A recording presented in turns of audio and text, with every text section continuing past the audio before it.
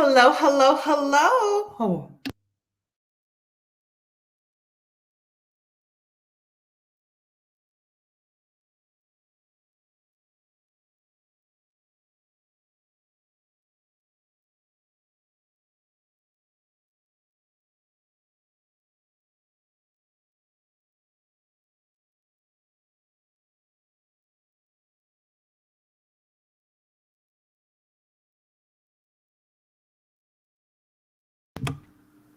Can y'all hear me now?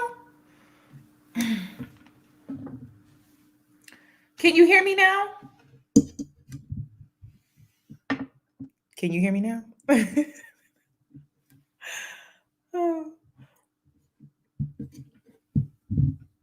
Okay, so like I was saying, I'm keeping this video up, by the way, because I'm making two parts. And you guys will see why I have to make two parts. But I'm making two parts because it's needed. And I'm really excited about this video because it's positive. But it's real though, and I want to talk about it. So let me pull up. I had everything pulled up, but for whatever reason, when I went live, it just canceled out of everything. I was supposed to do this video yesterday, but yesterday was toxic. There was a lot going on yesterday. Yesterday was toxic, and whenever there's some toxic stuff going on, I tend to disappear. I tend to just ghost because I'm a sensitive person, and like I really take this stuff seriously. Like I don't just come on here just to collect the check. Like I take this stuff very seriously. I'm very passionate about the things that I say, the things that I talk about. And so when I feel like people either just do it for shock value, or people just, talk about certain things to collect the check, or people just feel like that's the only reason why I come here. It's a little, it's annoying because it's like I live and breathe this type of stuff. I do community work outside of YouTube. I donate my time. I'm a part of a podcast that I will be sharing with you guys very soon. I advocate for Black women in health. I am a part of a all Black women's gym here in Houston. If you want to come and work out, girl, it's nothing but Black women in this gym. There's another gym that I'm considering attending as well. It's an all Black women's gym if you're interested. And I'm trying to work out some things to see if maybe I could do like my first meet and greet in a gym setting. So I'm really excited about what I have planned for the future, but I just can't do the toxic stuff. Like it doesn't do anything. So it doesn't help. There's no solution. Like it's like being in a toxic cycle and you just running in circles.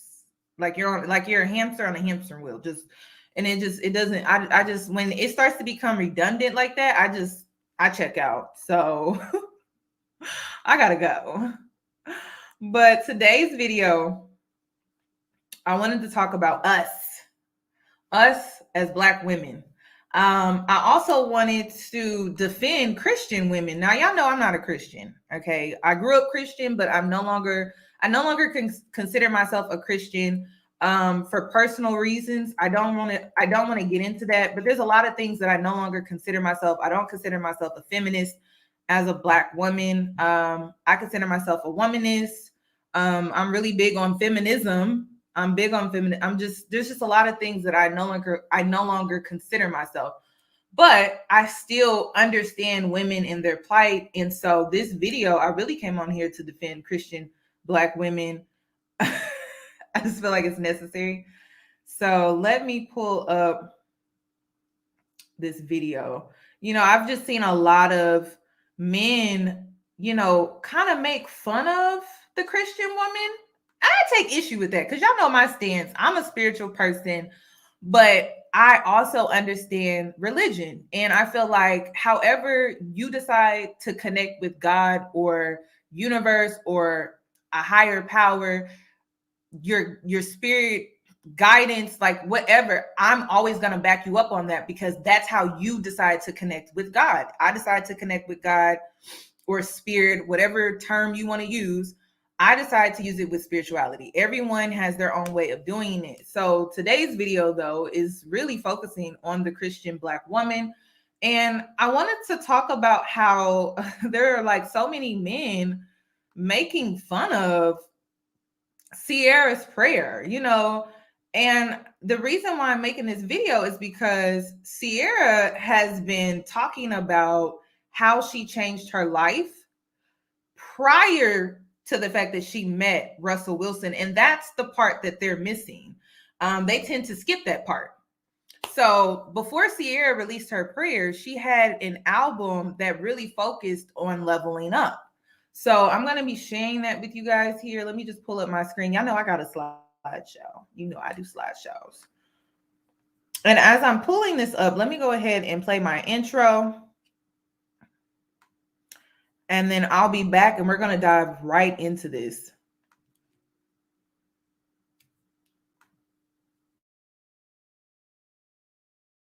Hey boos, in this video, I give commentary based on my opinion. Nothing is to be taken as factual. We are just here to have conversation. We don't expose and we don't sip tea on this channel. I'm giving you real talk straight, no chaser. Let's see if you can handle it.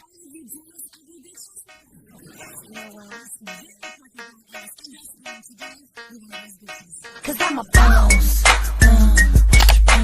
Oh, hell no.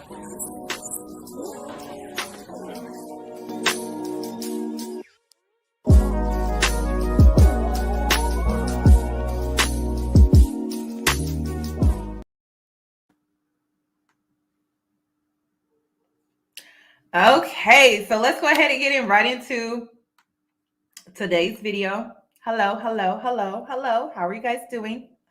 Okay. So first, hold on. I think I'm using the wrong screen. First, I wanted to start off by saying this. I cannot play Angela Yee's interview that she did. Now, Ciara, she went on a promo run when she released her album Beauty Marks. I think she released it back in 2019. I could be wrong. But that album focused on how she leveled up. Okay. Now, before anybody knew anything about Ciara's prayer, we knew about her leveling her life up first, not only for herself, but for her son. So without you can have faith, but you can't have faith without work, because if you are working towards a goal, then you understand that it's going to work out, but you have to put in that work. So it's like the work that you're doing backs up the faith that you have. But Angela Yee, she had Ciara on her, I think it was her radio show, podcast or something like that. And she talked about how when Ciara decided to level up her life, she focused on herself. She focused on herself. She wasn't dating anyone. She had gained 65 pounds after she birthed baby Future. And so she got serious about her health. She got in the gym. She got a nutritionist. She was healing herself before she met Russell Wilson. Russell Wilson didn't just come in and save the day because she was reciting a prayer. But, you have Black male content creators making fun of the Ciara prayer, but they forgot how she literally talked about, she made a song titled Leveling Up. Let's level up. She was trying to get women to level up. Okay. So I'm trying to I'm going to read a quote from her songs. She said, "Them old mistakes are gone. I won't do them no more." Let me repeat that again. "Them old mistakes are gone. I won't do them no more." That's old news. There's new news. I done did that before. I turned nothing to something. She alchemized her life, you guys. That's what she's talking about. My comeback on 100. Less talking. That means, what does that mean? Okay, that means she was putting some action behind that prayer. Less talking, more action. You just gonna see coming. That's what she said. Okay. That is what she said. See, one thing about these men when it comes to their content, they refuse to do research. They refuse to do research. They refuse to do research. So before Ciara even told us what her prayer was, she made it she highlighted the fact that you have to do the work. You have to do the work. And she literally said, less talking, more action. That is what she said. So I just want to point that out. Like I have to point that out because um I'm going to be reacting to the roommates podcast that they did. Of course they were talking about the Black Christian woman send me a cane like it's still the 80s, like it's still the 90s, like it's still the early 2000s. It's like no one is really on that anymore. We have more Black women in therapy than in the history of our existence.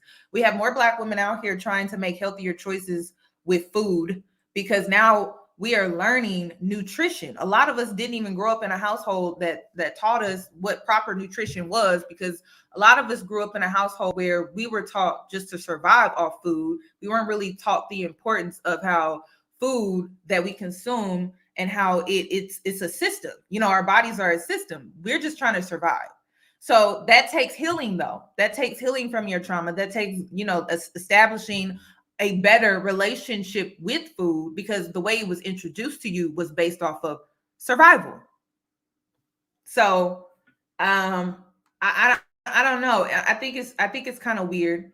But one thing I also want to point out about Ciara's prayer as well is that I think the reason why she decided to release this prayer was because she saw everything that Summer Walker was going through, and I'm sure she saw some mistakes in Summer Walker that she maybe did herself.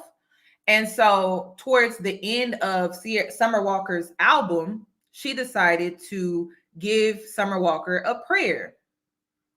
Now, I don't know about you guys, but I wasn't bumping Summer Walker's album like, girl, turn this up. Girl, turn this up. Girl, this is my song. I don't think any woman was really out here bumping that album like that. It was definitely being played, but no one was bumping it like, oh, girl, turn that up. It was more so I can relate to what she's talking about. That album is depressing. Okay. The reason why it's getting played out isn't because, oh, turn that up, girl. That's my song. That's my jam. It's because we can relate to it.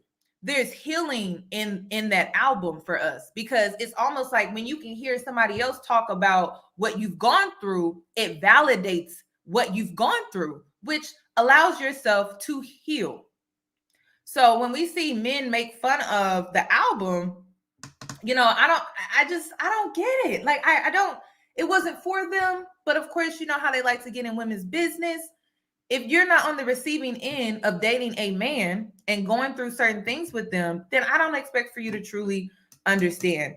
Is it trauma bonding with her fans? No, I think it's about, you got to understand that healing is about releasing. There are people that come on here and they talk about their life, and they are able to heal through making YouTube videos. You have people who write songs, make music to release and heal through their music. You have people who paint. You have people who create sculptures. You have people who, I don't know, do community service. There's different ways that you can heal. And so Summer Walker decided to heal through her music, and she decided to do something positive with her album towards the end. She didn't just want to just throw all of this toxicity at you. She's like, you know what, let me at least put Ciara's prayer towards the end. And so she reached out to Ciara. So it's a form of therapy. And of course, when you have people that don't understand, they like to laugh and make fun of, instead of actually trying to understand why it was done and the reason behind it. So I'm sure some healing was offered to women by simply listening to the album. And that is probably why the album was played the way that it was. But it definitely, it was an album that it's like, oh, girl, I need to pour a stiff drink and listen to this album and, you know, really take in the lyrics. It wasn't ooh, let me turn up. And a lot of women, I saw a lot of women that didn't like the album. Actually, I saw a lot of women that were like, you know, I really don't like this album. But there was a lot of women that could relate to what was being said. So it's just something to think about.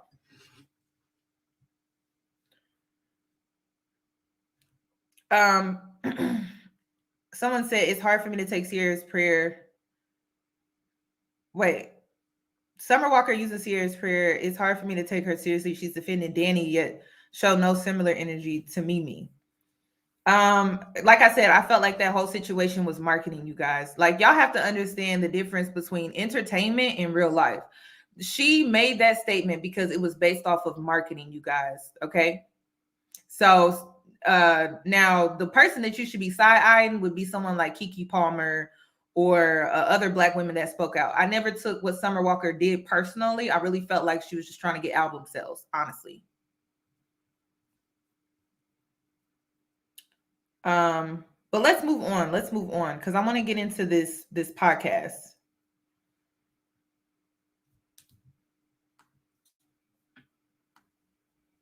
I'm sorry, but I didn't take it seriously at all. Then we have Little DeVal here. Little, so fitting. Yeah, Keke Palmer chimed in. Y'all could go look at. Y'all, I don't know if she deleted it because people were mad at her. I don't know, but she did chime in.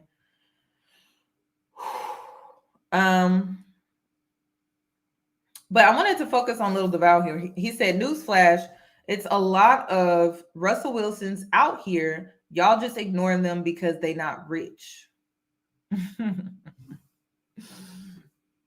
I mean, we can never have a conversation about us women bettering ourselves with men trying to come in and chime in and tell us that we need to accept less, not better.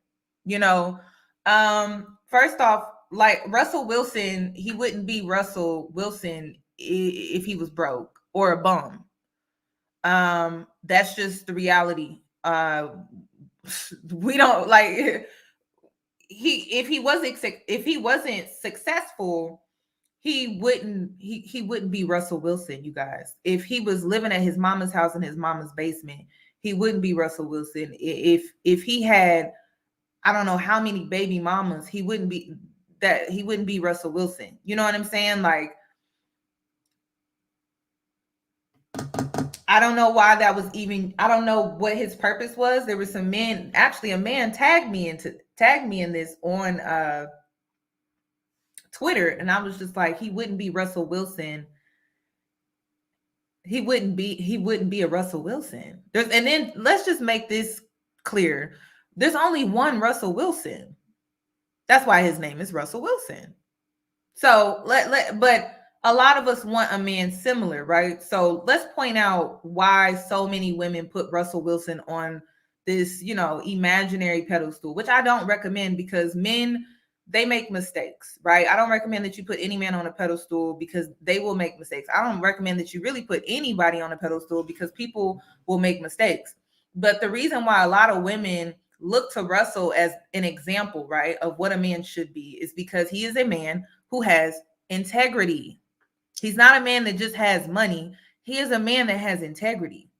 He is a family man. He prioritizes his family. He understands the importance of legacy. He takes care of his family. He takes care of his wife. Whenever you see Ciara, she don't look tired to me. Another thing that I wanted to point out was Ciara looks the most feminine she has ever looked in her entire career. Honestly, when Ciara first came out, she was more in this R&B tomboy kind of phase. And then she leveled up. She became way more feminine. And when I say way more feminine, not necessarily like how she dresses, but her energy was just different to me. If you watch some of her interviews, she has always been soft spoken, but she always had like this masculine edge to her. She seems softer to me. So that tells me she's in a relationship with a man that allows her to be feminine. That's just an observation that I saw. I was watching some of her old interviews, some of her current interviews, and I noticed that. So a lot of these men are not Russell Wilson strictly off of that alone, just off of energy exchange, because they don't allow us to be feminine with them. So we see a woman that's being taken care of on so many levels. So that's why he's the example. He's just the example, though. He's just an example, but he's not perfect, though. So I just wanted to point that out. I've never seen her this soft, this feminine, this nurturing. She's very motherly, and she still dresses in that's the thing. She still dresses. Sometimes she's in her tomboy um attire, but you can still feel the feminine energy. It just bounces off of her. Like, she has this glow, this aura about her that's really, really beautiful. So we just see a totally different woman. And it's like, men want to make everything, they want to make everything about money. And I, to a certain extent, I agree. If you ask a man how much money he makes, that's like asking a woman how old she is. If you ask a man how tall he is, that's like asking a woman how many men have you been with. So it's like, and for women, you have to understand that if you ask a man how much money he makes, that's like asking a man that's like asking a woman how old she is. If you want to know if a man is good with money or if he has a decent amount of money, it would be based off of how he carries himself, how he tips when he's at a restaurant. You have to vet, you have to use discernment. Like, you can't be the type of woman that sits down on the first date and you're literally grilling a man to death. Okay. You have to watch the signs. You have to watch the signs. You have to trust your intuition, and you have to use discernment. But if you coming out the gate asking a man how much money he makes, please understand that's the same as asking a man or asking a woman how old she is. So if you don't like to be asked that question, don't ask a man how much money he makes. If you want to know if a man is good with his money, you just need to observe, watch, see how he tips, see how he manages his money. Is he saying he can't go out this week because he doesn't have it, and he's telling, what I mean? Like, allow things to unfold. Don't rush the process. Dating is a process. It's a process. It's a process. You have to get to learn people, and it's a process. So I just wanted to point that out. But like, men want to use this as an example, like, oh, there's plenty of Russell Wilsons out here. There's only one Russell Wilson.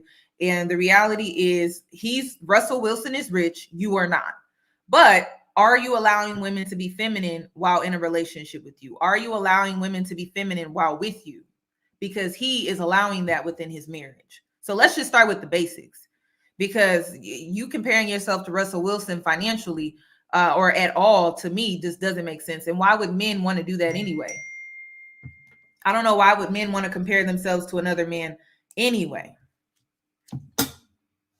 So I think that's weird. But I'm going to move on.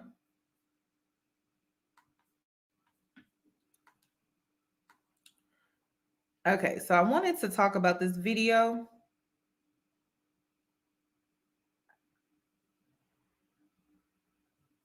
But give me a second, you guys, because I wanted to start reacting to the Roommates podcast. I feel like I covered everything. If you guys want me to react to Ciara'S interview with Angela Yee, that will definitely be on my Patreon, and I'm going to go ahead and record it right after this one. So, because that video is copyrighted and it's going to be flagged down, so I won't be able to react to it on YouTube. But I want to break that interview down, because honestly, when I was watching the interview, I was proud of myself. I'm like, okay, I'm exactly where I need to be in life. I'm doing the work. I'm doing what I'm supposed to be doing, because everything that she's talking about, I could resonate with. Okay, so let me pull up the Roommates podcast right here. I pulled the video down so we don't have to worry about commercials.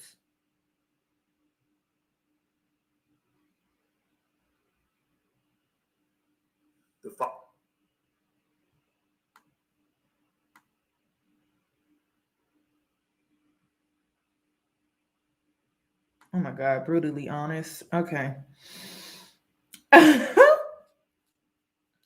Okay. Uh, wait, hold on. Let me share. Let me share. Let me share.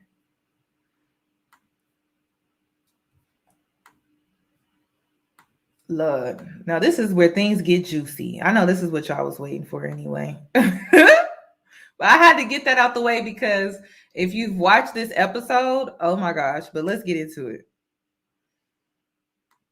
Everybody talk fees. Chris to start the show, baby. Yes. Roommates Uncut. I was gonna say Patreon Uncut. Roommates Uncut. This topic was picked by Chris. Yes. He wants to talk about it, but before we do, Friday, December 3rd, Roommates live in person / meetup. Should we call it a social or a meetup? What do you think I'll it say is? a social. Social. Yes. Social. Because I feel like what I had in my mind was a social. And I feel like meetup diminishes what we're trying to do afterwards. It doesn't sound as fun. Yes. Social mean like, hey man, listen, we're about our business, but we are here to have a good time as well. Yes. So Roommates live show and social in Dallas, Texas, Friday, December 3rd. Tickets are on sale for the Patreon community. So if you're A1 Day One, rock with us on Patreon. If you're deciding to join Patreon today, is a great day to join it. So go ahead. Sign up for Patreon. Obviously, watch Uncut. So get a bonus episode and sign up. We're excited because we haven't even sent these out to the general public and they're almost gone. So excited about the live show. It's going to be a great time. Chris, how do you feel about it? I feel good, man. And I'm excited. Like I said, we get to meet the people. It's our first show was since 2019. For Below. All right, what do we have for the people today, Chris? Man, I don't know if you know this, man, but the women out there on Twitter, on Instagram, on all your social media platforms are in love with this new Summer Walker album and project. When did it come out? That's a lie. I don't know, last Friday maybe. Okay. You know what I mean? It had to be on Friday, last Friday. You know, so enough time to let the dust settle. And I've listened to the album. Really? Yes. Willingly or non-willing? A little bit of both. You know what I mean? Like I have listened to it, you know, and like at the house, you know, people cooking, doing the dishes. I'm not gonna say who. Stuff is going on right there. Yeah. You know what I mean? And if she listens, I have to hear it too. Yes. And sometimes she's a little side eye. I'm like, wait, why are you looking at me like this? You know what I mean? So yeah, I have heard it willfully as well. It was all right. But these women, man, I'm telling you, for some reason, they always feel like they can be Ciara. Okay. And I don't want to be the one to break it to them. Okay. But I feel like I have to be the one to break it to them. So there is Christopher Jordan Below exclusive. The last song on the album that I'm sure everybody we heard of this before. People have been wondering why, wondering what this is. You know, always asking this particular woman, what did you do? Actually, what did you say to get Russell Wilson? So the last song on the album is called Ciara'S Prayer. And it's actually a prayer of Ciara. I have the lyrics. Oh, Ciara, it's a prayer that she had? She actually says a prayer at the end of the album. Wait, so real quick. Is Ciara saying a prayer or is this a prayer that Ciara was actually praying? Now, as both questions are loaded. Okay. Yes, this is actually Ciara's prayer.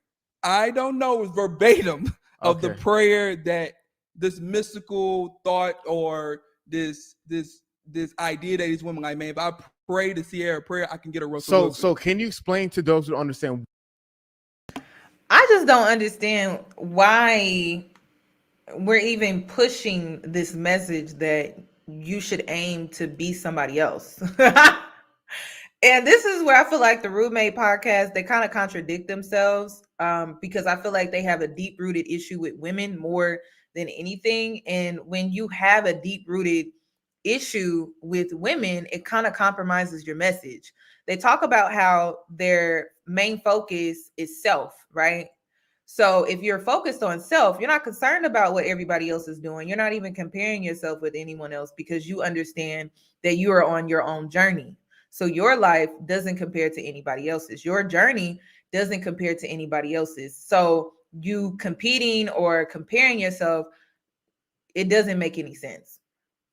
So I think the giggling has a lot to do with immaturity, and the fact that they're literally making fun of women. That is what this podcast, I mean, there was a lot of condescending responses behind their opinions, and it just didn't make any sense to me. And that's why I wanted to cover this on my channel, because, you know, this is what you're going to deal with. Like when you're on a level up journey, and y'all have seen me on this level up journey since 2013. I started my channel with weight loss. That's what my channel focused on, right? You're going to deal with people who will laugh at you for trying to better yourself, for choosing to, right? And the first step could be a prayer, right? The first step could actually be a prayer. The first step could be you getting on your knees, asking God for guidance, asking spirit for guidance. So it's weird that, you know, they're doing this to me. I think it's very strange. So, you know, there are people, you know, him laughing. There are women in abusive relationships. There are women that are in manipulative relationships where they have lost themselves. They have allowed a man to really come in and they just have fully lost themselves. So basically they're laughing at women's pain. And I don't like that. And I think when Ciara decided to make change in her life, I think the first thing she did was pray. She said a prayer. So let's continue though. Let's continue. I don't I don't get that, but let's continue. What is a Ciara'S prayer? So if you all don't know who Ciara is, she is a pop artist, I would say. You know what I mean? R&B artist. Huge hit, especially back in the day around like the late 2000s, I would say, when she had her reign. Now, Ciara, if you know, she had dated some people that we will probably say are questionable, respectfully, right? For example, the 50 Cents of the world, you know, little Bow Wow. I heard somebody online call him professional thought. I thought that was hilarious. You know what I mean? Future. Yeah. You know, and that's probably the most famous one. And the list goes on and on. Mm-hmm. So she seemingly has been dating these, you know, not the best guys in the world, guys that's broken of heart, let her down, you know, caused a lot of pain and chaos in her life. But somehow she got away from the attractiveness of the bad guys and really prayed her way into getting a Russell Wilson, the good guy. And this is why you shouldn't speak for women. Ciara didn't lose her attractiveness to those type of men. Okay? Physical attractiveness. She chose herself more than attractiveness. She didn't lose attractiveness though. Like I could still walk outside and clearly identify a fine man. Like it's not hard to identify a fine man. But can this fine man be the type of man that I need? No. So she started to mature with age. She started to understand what was more important. And I think both men and women go through this experience in life where men stop choosing women because they have big boobs, or because they they give the best head or whatever. At some point, I think both men and women start to mature and start to focus on what's more important, which are your needs. Yeah, priorities. So I think both men and women go through this awakening. So I don't understand. Like, you don't just stop. Oh, I'm no longer attracted. No, you're still attracted. It's just you start to prioritize that there are other things that you need to consider over physical attraction. So I don't know. Like it's weird. But Ciara still wasn't out here dating no bum though. She wasn't dating a bum. Like these men had careers. These men had stuff going on for themselves. They weren't bums though. Just saying. They were not bums.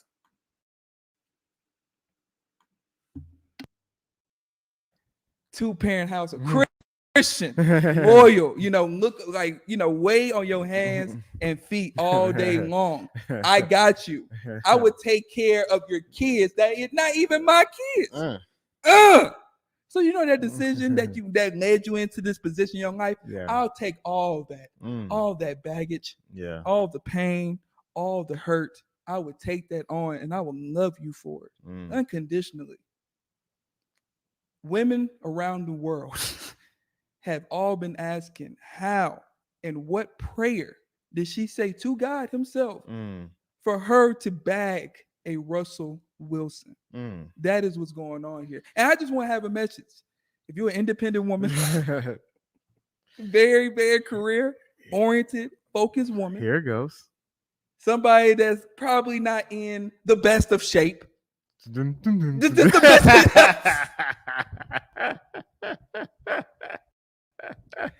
The best of shape. You know what I mean? We all got to get healthy. I'm on that risk too. I understand. Again, men, they don't do research. They don't do research, y'all. They don't do research. They lazy. And this is my issue with them. They don't want to look into things. Someone corrected me earlier and said that Angie Martinez was the interview that was done with Ciara. Thank you, Star Princess. Angie Martinez was the interview that was conducted where Ciara talks about how she gained 65 pounds after having baby Future. She got a nutritionist, she got a personal trainer, and she leveled up. So Ciara was also an independent woman, as she should be, because she had a career, she had a mouth to feed outside of herself, she had a baby to feed. So I don't understand that. Like, it's weird. But listen, men will come on this platform and manipulate you into thinking that because you're not where you want to be, that you can't get a certain type of man. You may have to work to get, you may have to become your best self, you may have to become better, but it's achievable though. Because just like Ciara had to lose 65 pounds by choice, she decided to do that. She decided to do that because she was choosing herself. She wasn't losing 65 pounds because she was trying to get Russell Wilson. She was trying to lose 65 pounds because she was trying to better herself. She was trying to improve her health. That's why she got a nutritionist. So they're trying to make it seem like this is all about getting a man, and it's really sad. It's Ciara was trying to change her life. She was trying to change her life. And it didn't start and didn't begin with a man and wanting one. She just wanted better. And that's what her album was about. Like, she had a song on her album. First of all, her album was titled Beauty Marks. Research. Okay, y'all don't like to do research. I don't know why. There was another song on her album called, her album was titled Beauty Marks, right? But then the first song on the album was called I Love Myself. That was the first song on the album. Another song, Trust Myself, was another song that she had on her album. Beauty Marks was another song that she did, and Greatest Love. But it's like I said, these men don't want to do no research. And you guys need to listen to Trust Myself. That song is basically about how she used her experience. She took that, turned it into wisdom, and she used her discernment now to the point where she trusted herself. If that's not leveling up, I don't know what is, y'all. If that's not putting in the work to heal, I don't know what is. And this is why this podcast was so misleading, because they refuse to do real research. Thank you for the $4.99. They feeling the pressure of Black women moving around like we don't want them anymore, so they resort to this behavior. I don't even think it's that. I don't even think that it has anything to do with the fact that Black women are choosing. I don't feel like it has anything to do with that. I feel like it has a lot to do with the fact that this requires men to do more. Because if we are requiring more of ourselves, you got to keep this in mind, you guys. This is about self. This is not even about men, really. This is about self. when you make it about you to better yourself, that means you're not going to want to entertain anyone that's not on your level. And that requires men to get off their ass. They don't like that. They don't like that. And that's why they keep bringing money into it. Oh, there are plenty Russell Wilsons out here, but they're just not rich. That's the only thing that you see in that man. That's the only thing that you see is the fact that he has money. This is where I really don't know why y'all listen to them. The only thing you see in that man is money. You don't see the fact that his wife is resting in her femininity. She's able to take care of herself. She has the time to do that. She can choose whether she wants to pursue in her career and be the artist that he knew her to be when he first met her, or just take care of the kids. And Ciara been taking care of her kids. She put out a project here and there when she wants to.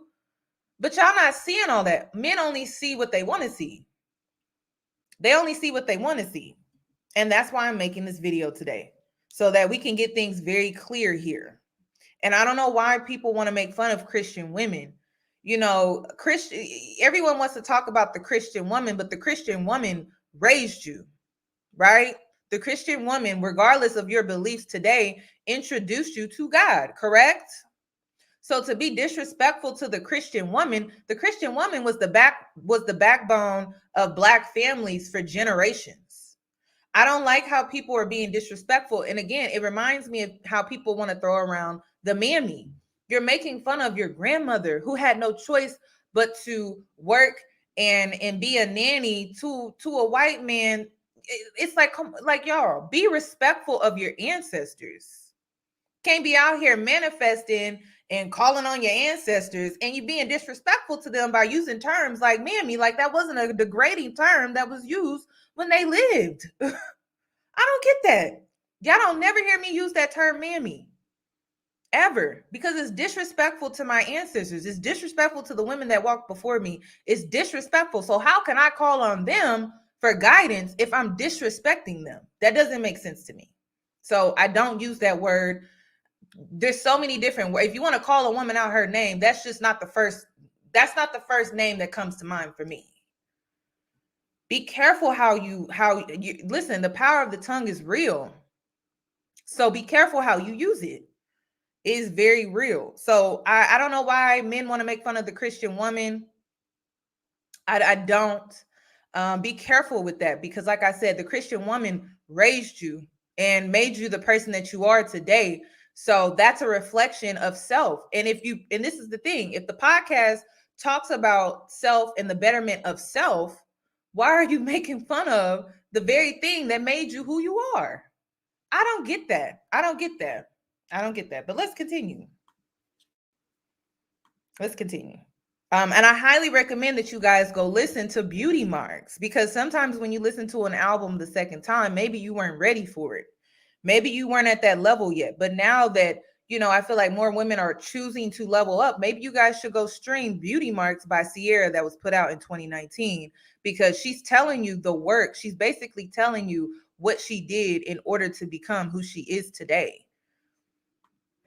Or if you are indulging side chick activities, that prayer ain't gonna work for you. I hate to be the one to say it, but I feel like most of these women, if I just pray this, sit back, and let God do the work, a man like a Russell Wilson is gonna come knocking on my door, and then I'm gonna live happily ever after. Can you read the prayer to the people for those that might be aware? Here we go. Jesus, I need you. That's not a bad start. You know what I mean? That's not a bad start. Here we go. Jesus, I need you. I don't fully understand everything right now, but I know you have great plans for me. I'm hurting, but there's purpose in my pain. I need you. I need you to restore my faith and love. Give me strength. I know I can't do it all on my own. I'm tired. I don't want to hurt no more. I don't want to feel like this ever again. Thank you for hearing my cry. Thank you for hearing my heart. I know you'll do what's right with it. Thank you for never judging me. I'm broken, but I'm beautifully broken, Hafiz. She said that directly. It's right here. It says, I'm beautifully broken, Hafiz. I know you will help me put all of it in the right places. I know my pain is not in vain. I know that my baby is the most precious gift you have given me in life. And I thank you for that. Thank you. Cover and protect us, Lord. I pray the next man in my life will be my husband. I pray he loves me, leads me, guides me, reassures me. I pray that he holds me. I pray that I have everything I want and need in him. I pray he will fall in love with me the way I am. Your love is unconditional. You are the way, the truth, and the life. In you, there's hope. Lord, you say love is patient. Love is kind. It does not envy. She didn't finish, but she stopped right there. I believe in this pure love. This is what I want. Lord, thank you for reminding me who I am. I am a queen. I deserve to be treated like one. I am a warrior. I would get up. I am a child of God. I'm everything you say I am. I am an overcomer. I am built for this, Lord. I'm ready in Jesus' name. Amen. That's a lot. Man. That's a lot. Okay, so you said this prayer doesn't work for independent women. Super independent. Super career focused independent women. Super independent, career focused women. Yeah, that means like you put career over everything. Okay. Yep. The second one you said was unhealthy, not in their best shape women. Amen. And the third one you said for side chick behavior women. So I'm curious, why does that prayer not work for these ladies? Now, before he gets into this, I just want to say this.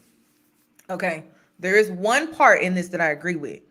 If you are super focused on your career and you're not putting any effort or work into your love life, the prayer isn't going to work because you're not putting any effort behind the things that you want. So if you do want a man, an example, if you do want the example like Russell Wilson, I say the example because no one could ever, there's not another Russell Wilson. Okay. He's taken, ladies. Cannot stress that enough. But you have to understand that as Black women, we were not taught to put effort into our love life. We were taught to put so much effort into our careers, right? And our mothers or the generation before that did not teach us how important it was to put that same effort into our love life.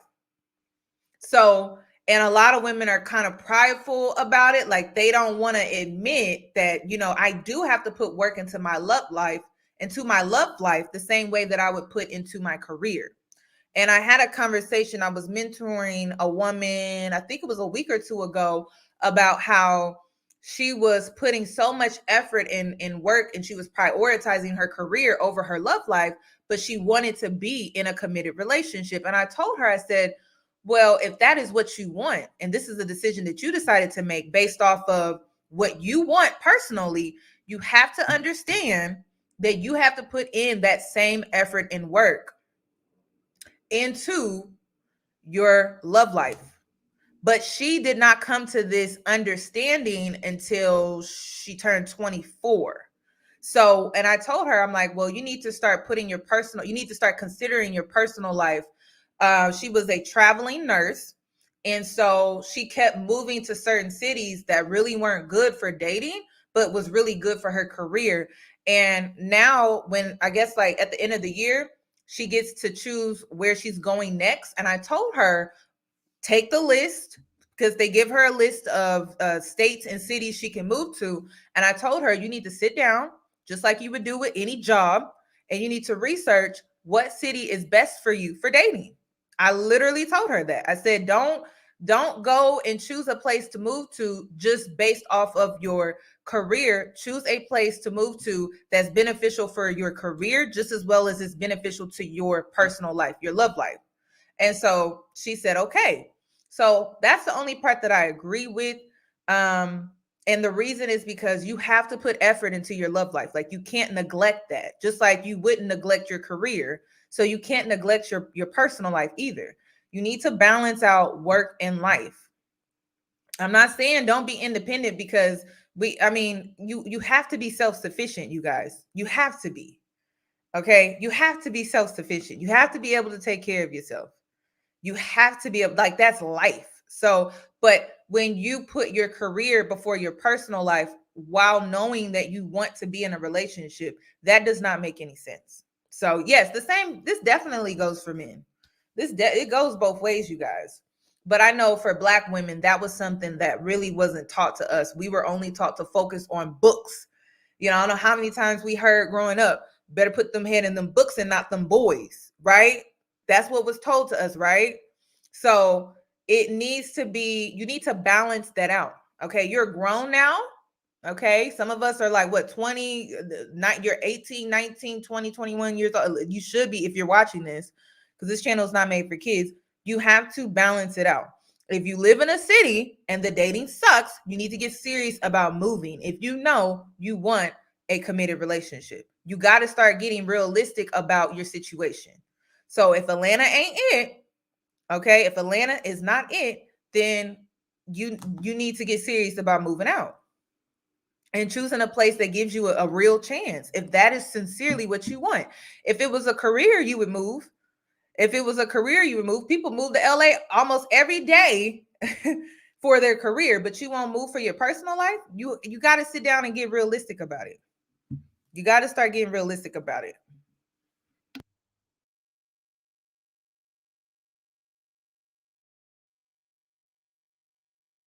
This is why I would say it doesn't work. For a reason. It's a lack of accountability for one. Especially if you are the side chick that's doing side chick behavior, but you're looking for a husband like, qualities in return. God may not take you seriously. In order for you to get taken seriously, you need to change your ways. Now, the unhealthy women, we all know that men, we're attracted to what we see. If you give yourself and put yourself in the best shape, you would give yourself a greater opportunity to find a guy. But if you stay in the shape you are or in the situation that you're in that's not really helping or changing anything, to me, I see that rope going around your neck. To me, it's like you got to do something in order to increase that chance. Now, with the super independent, career focused women, they may have a lot of masculine, characteristic to themselves, the way they carry themselves. They may not be as feminine or as approachable to these guys because they're solely focused on their career and not on what most men will find attractive qualities in a wife. Yes. Okay. Did that explain it? No. Okay. So I'm gonna give the good. Okay, so I'm gonna stop him right there. Okay, there is some harsh truth to what he is saying, but I will also say this: men are attracted to petite, slim, thick, plus size, and that is just how the world is. Now, if you are wanting more options, when you're closer to the standard, and the standard really is slim, honestly, it's gonna give you more options. So, and the only reason why I can speak on this is because I've experienced it. When I was my heaviest, I didn't have that many options. I did not have that many options. So now at my size, I literally pick. I get to choose who I want to talk to.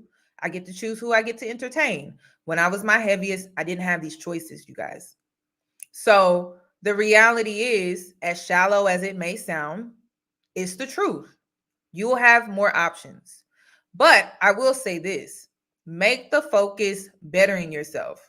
Because if I made it about getting a man, girl, I would not be in the gym. I tell y'all this all the time. I would not show up because men are still disappointing. Like if you're just in there in the gym just to get a man and a man come along and he disappoints you, you're not going to show up. Like you're not going to go back to the gym. Like I wouldn't. Why? Because men are disappointing. Not all of them, but majority of them. So because of that, I don't go to the gym for them. I go to the gym for myself. I literally use gym sessions as therapy. Sometimes I'm going to the gym because a man done pissed me off, if I'm being completely honest. I got to release that aggression so I'm not at home taking it out on them. So make gym or working out or exercising, make it about you. But the reality is, and I can only speak from experience, when I was my heaviest, I did not have pick of the litter, literally pick of the litter. And I literally laugh at the men that are in my comments because they know damn well, oh, you're single. It's my choice to be. I mean, if you're young and in your prime, would you rush to settle down and be married and have kids? No, you would weigh out your options because you don't know if something better gonna come along. You don't know. You don't know. And I just entered my prime. So it doesn't make sense to go and rush and settle down. And I'm still learning more about myself. So take your time. There's no need to rush, but you do need to get serious about your dating life if you want to be in a committed relationship. But when I was my heaviest, I did not have these choices, you guys. I did not have these choices. I'm sorry. I didn't have a choice to go out on a date with a man and get a $200 steak. Like, no way. No way. A $200, a $250 steak. If you would have told me that I at one point would get a $250 steak on a date, I would have laughed. I would have laughed. So listen, it's up to you. But there's always going to be a man out here that wants you. It doesn't matter what size you are. That's just the reality. But you do have more options when you are closer to meeting the standard. That's all I'm going to say. So just think about it.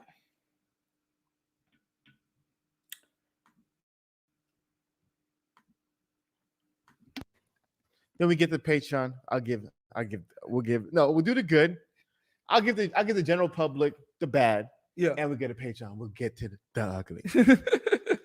Me personally, one of the things I've been working on recently, okay, is being objective.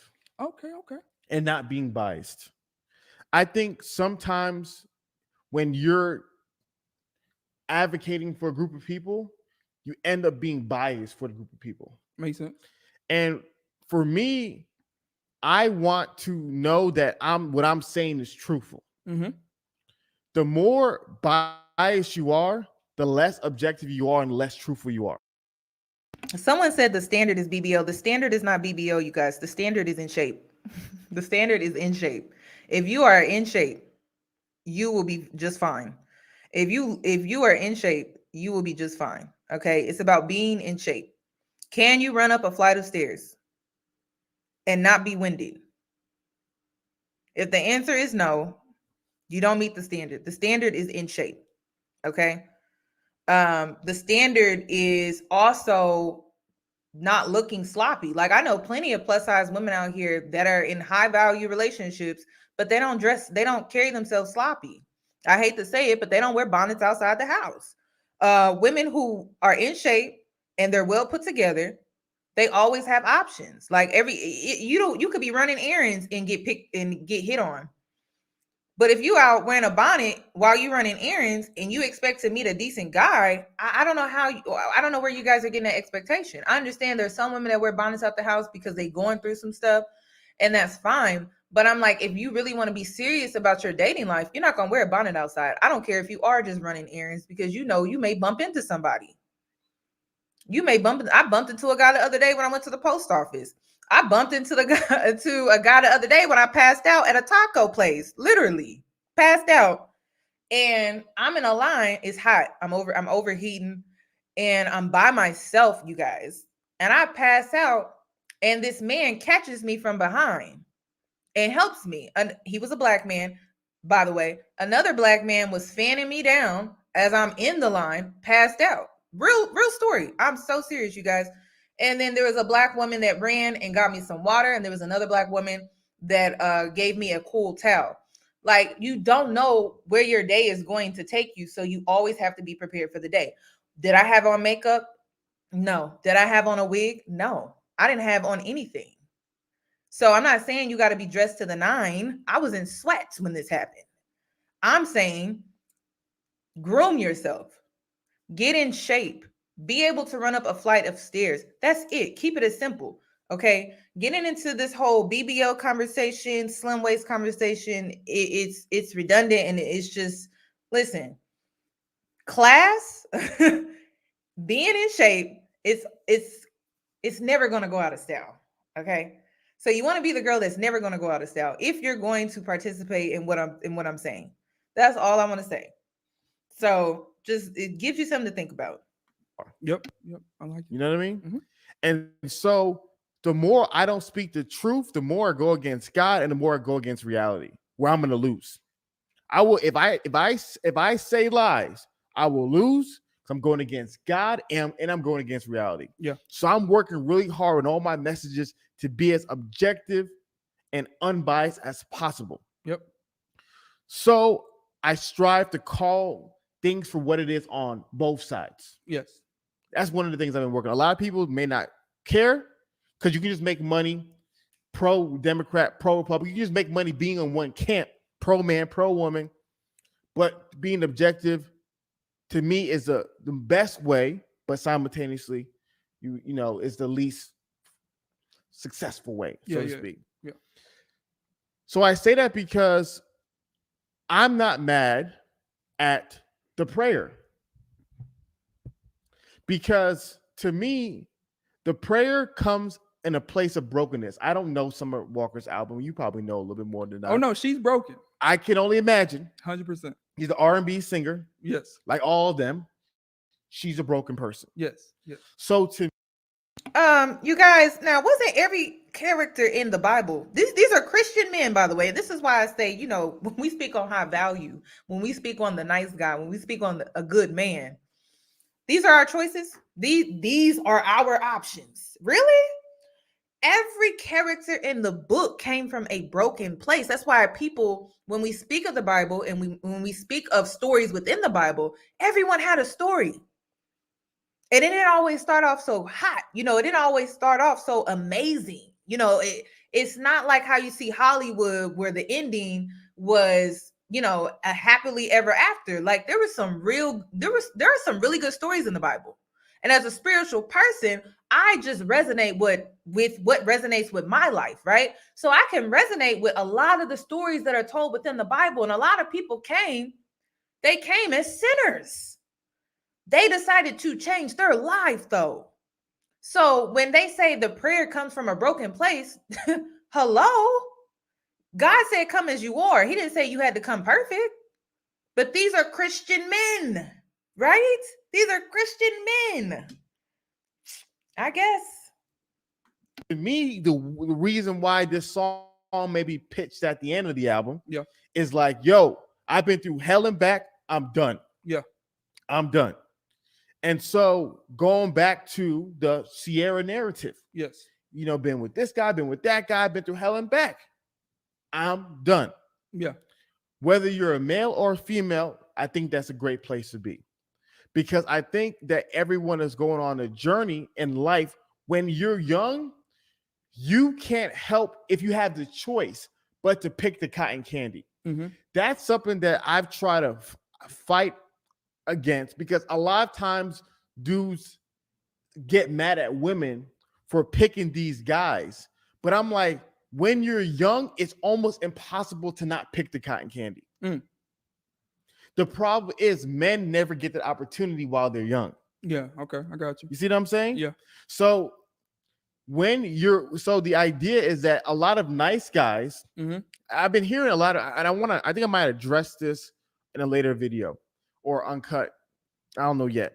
But a lot of nice guys hit me up and they're like, you know, all these women choose these bums and these guys are not good for them. And I'm like, wait for it. Okay, who should they choose instead?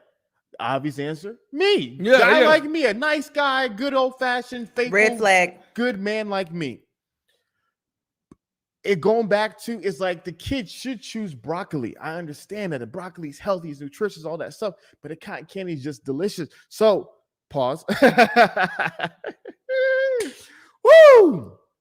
So I say all that because I understand why these women pick the kind of guys that they pick. Yeah. When they're young, they're dumb, and they're full of rum. I was not expecting that at all. That's hilarious. Oh my Lord. You know, it leads to bad decisions. Yes. So. Okay, now I am going to stop him right here. Okay. You guys, I'm trying to get through this because listen, God told me I needed to make this video, y'all. And he told me I couldn't put it on my Patreon. He told me how to leave it out here for the public to see. That's what he told me. That's what Spirit told me to do. So I'm doing, oh, snaps. I'm being obedient, but I'm annoyed. Okay. I am annoyed with this. I'm so annoyed. But, my therapist said, just breathe. So I'm trying to get through this. So I have to share this though, because there is some truth to what he is saying. But I'm gonna clean it up. So let me play this video because I can agree, and here's why. This video right here is why. Because I have to hold us women accountable. I have to. I can't expect things of men if I don't hold myself to the same standard, okay? That's why I have a lot of respect, regardless of people or men that give me a hard time online. When men talk to me offline, I get a lot of respect from men and just in people generally. And it's because I hold myself accountable. So I don't expect things of men that I don't expect of myself first. But that's also called self-love. So you got to walk the walk in order for you to expect certain things out of men. You can't be walking sideways and diagonal and everything, and then you expect for a man to be an example like Russell Wilson. Like, it just doesn't work that way. So you have to walk the walk. You will not only earn respect from your peers, but men will put you in such high regards when dealing with you. First of all, men know not to come at me a certain way because I'm not the type of woman you can do that with. So this is why I don't contradict myself. I have my boundaries, I have my standards, and I don't fold. If anything, I walk. So I'm going to play this video because I have to hold us accountable. What are the type of guys you prefer? Scammer, drug dealer, or 9 to 5? Drug dealer. I want him to move that weight. Scammer, 9 to 5, drug dealer. Wow, that was quick. Oh, you had this planned out.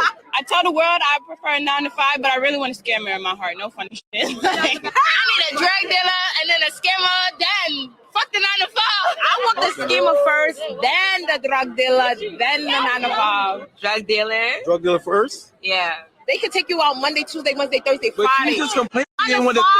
Only take you out on the weekend. Drug dealers. No. 9 to 5. 9 to 5. 9 to 5. Drug dealers. Scammer, number one. Scam. But I'm thinking about, like, you know what? Oh, you want them to drip you out. You want them to buy you. That's what's going on. Love to buy the girl stuff. So probably a scammer, as long as he don't get me messed up in his little works. He could do whatever he needs to do. As long as he give me some bread, then he's good to go. Scammer, drug dealer. I need a nigga with money, so drug dealer is first. Scammer. 9 to 5, drug dealer. Okay, same order. Scammer, 9 to 5, drug dealer. Why can't 9 to 5 be first? 9 to 5 is good though. Listen. I like a nigga who's fast on his feet. Like, you know how to get to it fast. I'm jacking. I'm gonna go scammers. I'm gonna go scammers. Because, like, I've been in a scammer at the top, and then 9 to 5 second, and then drug dealer bottom. Scammer 3, drug dealer 2, 9 to 5. 9 to 5 9 to 5 1. All my 9 to 5 fellas, we They're are working. winning. All us 9 to 5, we're They winning right now. are working. You are working. Now, I know that was hard to watch. It was hard for me to watch, you guys. I cringed. But let me address this comment. Yoni, this fair and balanced crap is not something Black men practice themselves. And I have to ask you, sis, is it helping them? Is their lack of accountability, is it helping them? Is it? Because I just posted some statistics regarding gun violence. It don't look like it's helping them, sis. So stop comparing yourself to what men do. Focus on you. That's what this video is about. It's to focus on yourself. You can't be concerned and worried about what these men do. You cannot. It will drive you crazy, sis. So it's best for you to focus on yourself. Their lack of accountability, I mean, they're going to be on this hill and literally die because they live in denial, delusion. That ain't helping them. They're going to die on that hill. And the more we as Black women take accountability for the things that we do, we're not going to die on that hill with them. That's what this is about. It's about you choosing yourself and moving forward with your life. Stop comparing yourself to what these men do. Because like I said, that hill that they're on, they're going to die on it. It's up to you to move past that and move on with your life. That's what this live is all about. It's about self-love, choosing you, moving forward. So it's, you know, when it comes to accountability, it may hurt. You may cringe. You may not like it. But one thing Ciara said in her interview with Angie Martinez was she looked in the mirror and said, I need to change. She looked in the mirror and said she needed to change. She didn't look at a man and say, oh, he needs to change. She looked at herself. So that's what this is about. Like this is about self. And there's nothing there's nothing to be embarrassed about or ashamed about, even though some of these men will make you feel like you should be ashamed. But listen, everybody got their own shit. Everybody's shit stinks. Okay. When you go to the bathroom and you do number 2, your stuff stinks. And when a man goes to the bathroom and he does his number 2, his stinks too. Everybody's shit stinks, but you need to deal with it though. You have to take accountability. And I'm sorry, I had to cuss, but I had to get my point across. Everybody has their own shit and everyone has to deal with it, and everyone's shit stinks. Okay? It's just life. Thank you for the $5. They have a high chance of jail time with that mess. I have secondhand embarrassment from watching that video. I do too. I do too. I do too. I feel, honestly, I was kind of disappointed in the fact that so many chose. That wasn't a joke, you guys. That was real talk. That was not a joke. That was not a joke. Literally, everyone has their own problems. Everyone is trying to deal with their own problems. So comparing and worried about what everybody else is doing, if you know anything about spirituality, you know your spiritual journey is your own. It doesn't look like everyone else's. So to be focused and worried about what everybody else is doing does not help you. Your challenges that you face in life are not the same compared to everybody else's challenges. So it's just best for you to focus on yourself. There's no need to compete with other people because your challenges are what they are. So competing with others when you're facing challenges does not make sense. Thank you for the $5, but both men and women have to do better to be better. If you're not improving, you're dying. Yeah. And that's what I'm saying. Like if y'all want to do this whole fight with men and make it about wanting up them by not taking accountability because it's embarrassing, listen, you're going to be stuck. And that's why I want to move past this gender war. We've been in this gender war how long? Y'all ain't tired? Like I'm tired. I'm tired. And when you're in this energy with this gender war, you're stuck because you're talking about the same thing. It becomes redundant. It becomes repetitive. Like you're just talking about the same thing. So at what point are you gonna be like, you know what? I'm gonna choose myself and move on from this. I want to move on because life is precious. Life is not forever, and I deserve to have my happiness today, tomorrow, next week. But if I keep focusing on this and staying on this, when does my happiness ever come? But you have to understand, like, you have to get to that point. I deserve to move on with my life. I deserve happiness. I deserve better. Everyone wants to talk about divesting and everything. And the only focus is men, but it's like, you need to divest from everything that does not serve you, that does not serve your highest good or highest purpose. And to be honest, this gender war does not serve me, does not serve my highest good or my highest purpose at all. So I don't even want to talk about it. If you want to go to other YouTubers and you want to talk about Black men and how they not doing that's great. I will point it out from time to time, especially when it affects Black women, but that's as far as it goes with me. I want to move on. Like, don't y'all want to be happy though? Don't y'all want to be happy? Like, you deserve it. Like, you have acknowledged that Black culture is dysfunctional. You've acknowledged that some of your family members are toxic. You've acknowledged that rap and trap music is violent and it feeds your energy every day, but then you wonder why you got an attitude or you have this built up aggression. Like, you're acknowledging all of these things that they're not good for you, but then you wonder why you're not happy. Don't you want to be happy? I want to be happy, but you got to choose it though.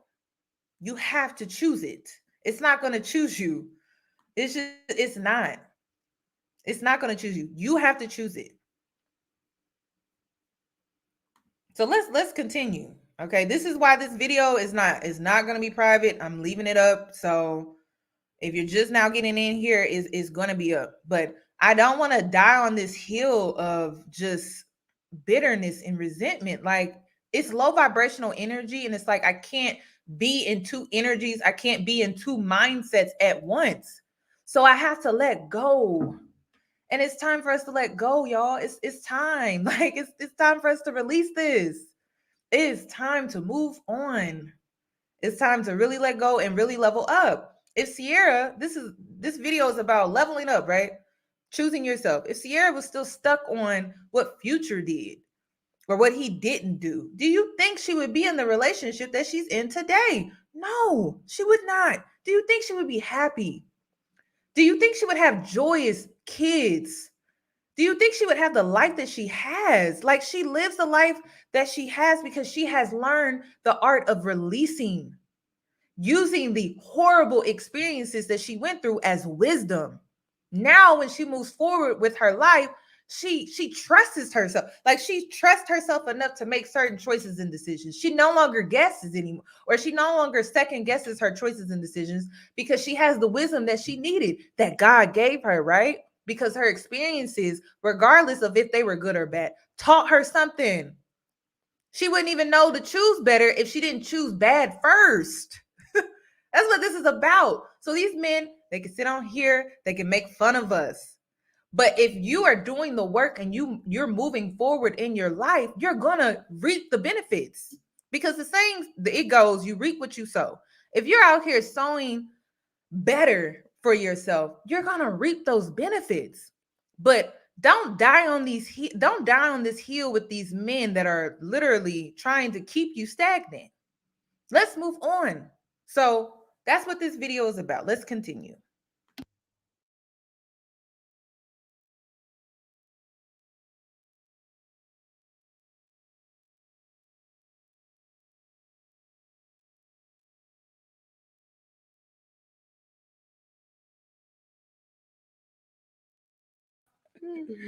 No, you're right. I mean, obviously, you want to pray to God, especially at those times. This is where my disconnect is with the prayer. We need to know exactly what changes that Ciara made to get a Russell Wilson. Okay. Because her younger choices, her picking the cotton candy, I'm sure to Russell Wilson probably was a turnoff if he was really engaging with her at that time. And if he would have seen certain choices, certain decisions, or certain behaviors, he probably I would have never gave her a chance again because of the choices that she's making. So obviously she had to make some kind of changes and some kind of adjustments to him, or not just specifically for him, but she made those things for herself, and therefore he saw it and can be attracted to her versus the younger version herself. 100%. So my issue with the Ciara prayer is that most of these women believe that the prayer is just enough. There's no action or change behavior or adjustments at all. Just pray, and you can get a Russell Wilson. Now we get to the bad. Okay, so we have about 6 minutes before we can get to the real, the ugly on Patreon. Yes. Now we get to the bad, because I looked at the prayer in 3 parts. Yeah. The first part was the good. Now we get, and there's a part that is bad. It doesn't appear bad Yeah. unless you pay close attention. Unless you pray. Correct me if I'm wrong. I'm gonna send it to you right now. I knew you was about to do it. No, You don't need it? I don't need it. All right. Correct me if I'm wrong. Did she not say, "Let the next man I meet be my husband"? Let me see. I pray the next man of my life will be my husband. Say that one more time. I pray the next man of my life will be my husband. Okay, so I'm assuming she's saying the next man of means in the next guy in her life. The question is, who is that man gonna be? Is that man gonna be another piece of cotton candy? Or is that man, respectfully, gonna be the broccoli? And so the first point that you and I need to talk about, going back to the bad of it, is that part of brokenness is the story of the prodigal son. Oh, here we go. And in the story of the prodigal son, the son leaves the father. Yes, he does. To go and debauchery. They even said he was blowing his money on prostitutes. Going to explore the world, basically. He was living his truth. Took all this inheritance, give it to me now. I don't want to wait for it, Father. Yes. I want it now so I can go act a fool. Yes. And so what happens, right? What happened is that he hit rock bottom to where he had to eat pig sty. When the Bible started going crazy, he had to hit rock bottom to where he was eating pigsty. Man, and then the Bible said he came to his senses and realized where I'm at is not where I belong. The problem is that there needs to be a coming to the senses that I am eating pig slop. Oh my God, the brother preaching tonight. You have to come to your senses where you realize I left my father's home. Yes. The reason why I'm here is because of decisions I made. Yes. Go back. Yes. And so the problem about this prayer is that just feeling bad about your life isn't good enough. Woo. Because a lot of people feel bad in the mud, but they still eat in the filth.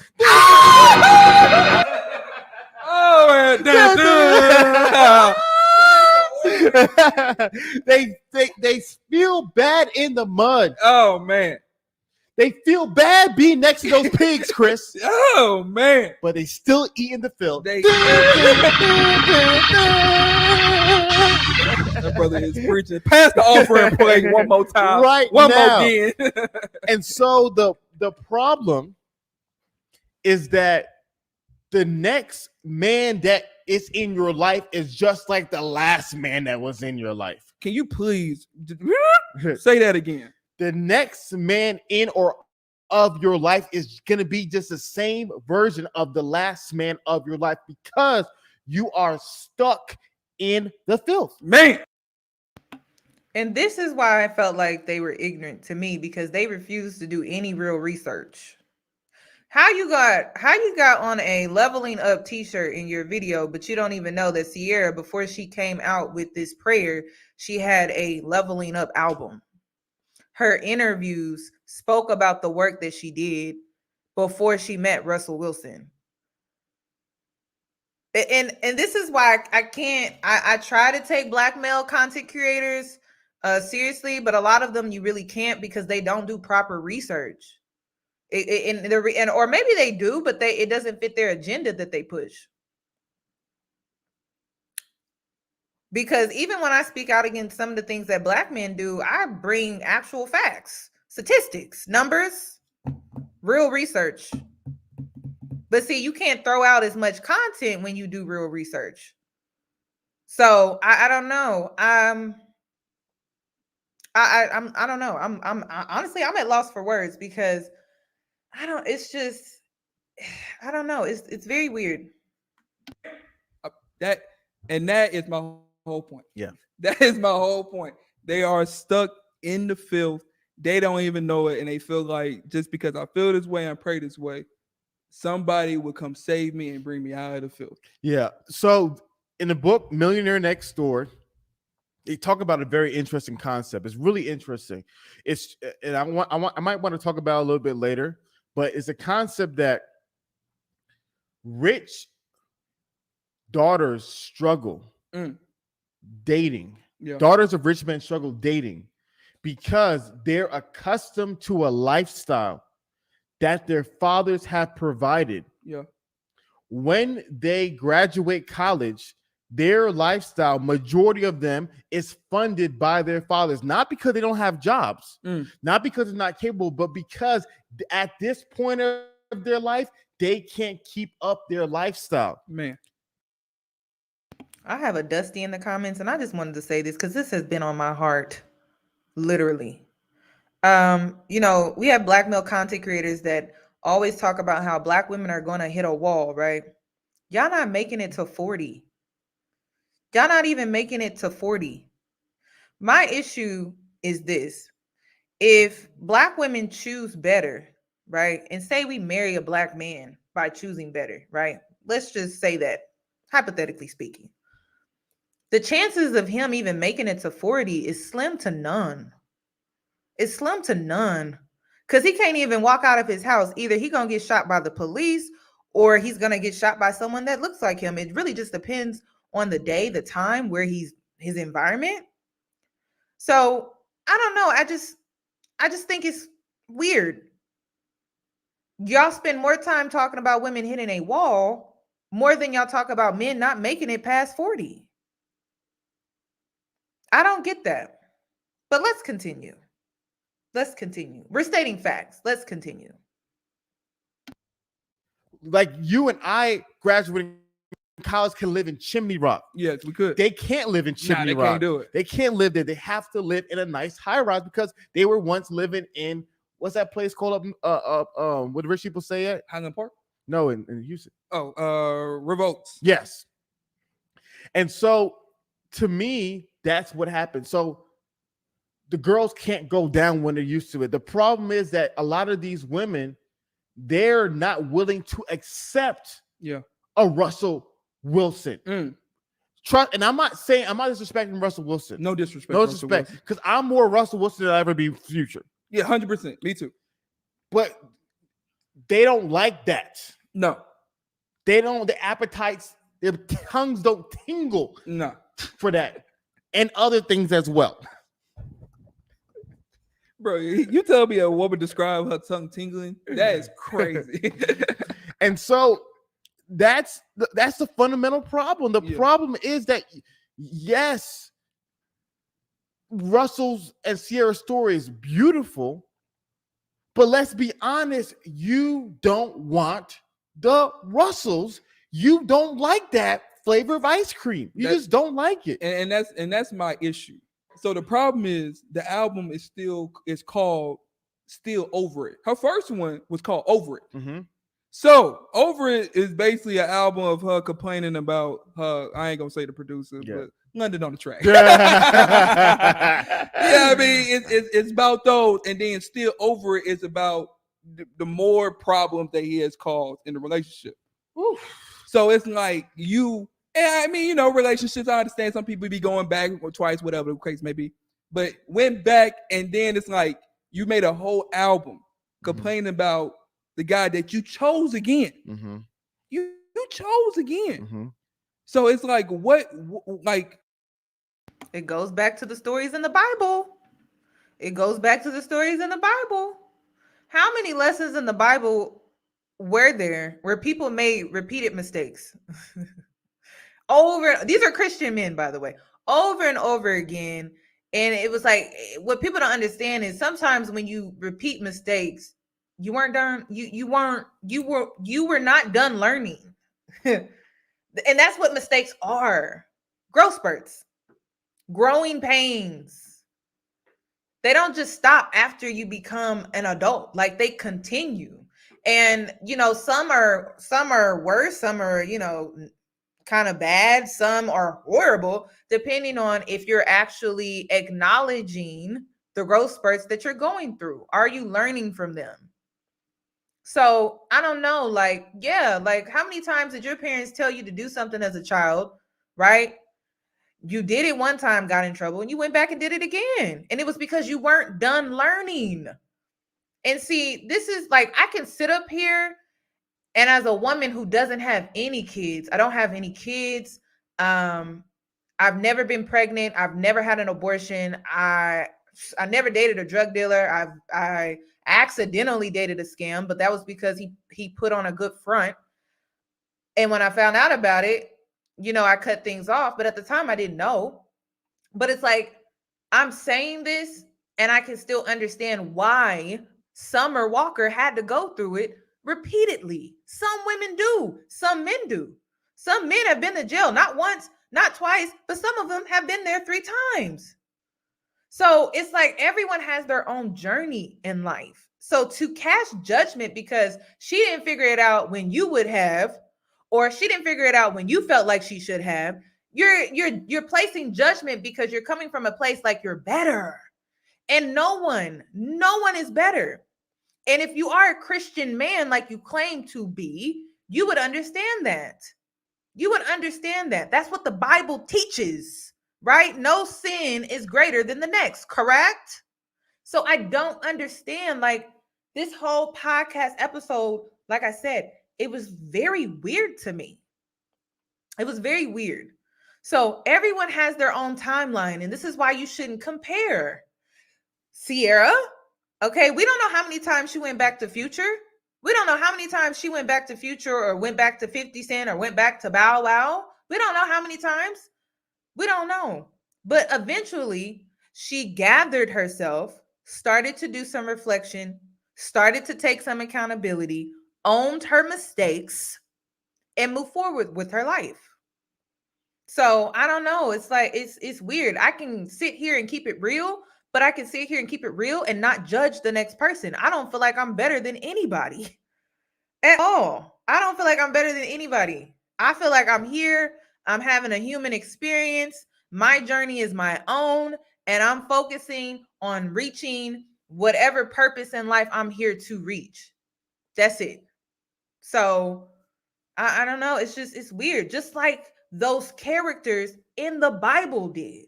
There was a purpose behind everything that they went through. It doesn't matter what story you read in the Bible. It doesn't matter what character you like in the Bible. Everyone had a story, and they started somewhere and they ended up in their purpose. That's what the Bible really demonstrates throughout the whole Bible. Nothing but characters in the Bible making mistakes, alchemizing their mistakes, their life, everything to improve it and to become better. And that's what this podcast is about. But like, they're passing judgment. I don't understand that. To me, where is the accountability? Where I'm looking at myself and I'm like, you know what? I am choosing these types of guys. Because like she is expecting full. I don't understand how all these celebrity women. I don't understand Instagram women when they date these athletes, they date these producers, music. I don't understand how they expect full-fledged on just monogamy for umpteenth years when we're talking about 19 to 25-year-olds. It's the most remarkable concept in the world. They are asking probably for these men respectfully, that probably not putting that much work in that area, to say no on a everyday continuous basis from women that are just throwing themselves. Now, I'm not trying to give them excuses. I'm just saying this is what you're asking out of that kind of guy. Yeah. How, Sway? Yeah, I mean, it's a whole rabbit trail that we can go down, and I don't want to get lost in it. I'll throw 2 cents in it. To me, what's so dumb is that these guys travel for a living. Yeah. It's like you expect this dude to go on a 6-month tour around the United States. I call this jealousy. Okay. First of all, Russell Wilson, right? They keep bringing his name up, right? He's an athlete. Okay. And they're about to take accountability. I'm preparing you guys. Trigger warning. They are about to take accountability off man. If a man has no control over his flesh, he doesn't have control over his life. So why would a woman want to be with a man like that? Ciara is with an athlete. So I don't understand their point here, but let them, speak it, I guess. But if a man doesn't have control over his flesh, it doesn't even matter if he's an athlete or not. It doesn't matter if a man should have control over his flesh. A woman should have control over her flesh. You can't be successful in life if you don't have control over your flesh. That's why it's important for you to practice self-discipline. It's important for you to practice self accountability. It's important for you to practice these things. If you don't practice these things, how do you expect to have success? With beautiful women screaming his name, you're going to be wherever you're at doing your job, expecting to be faithful the whole time.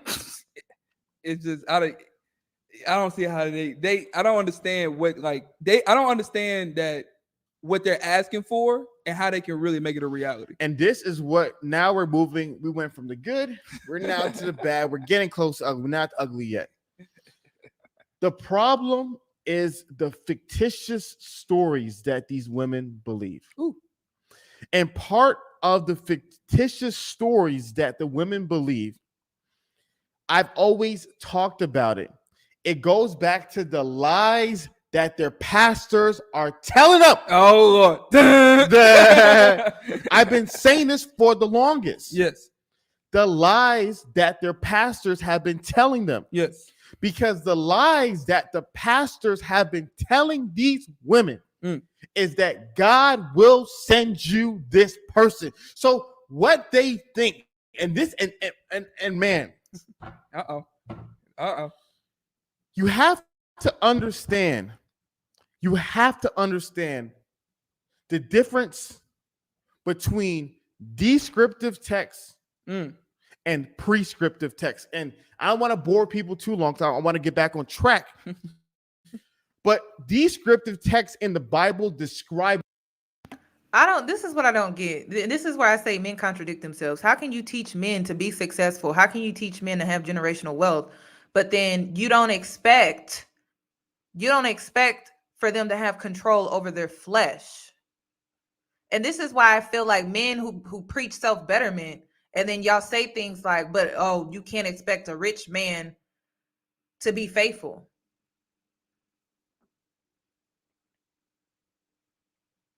That doesn't make sense.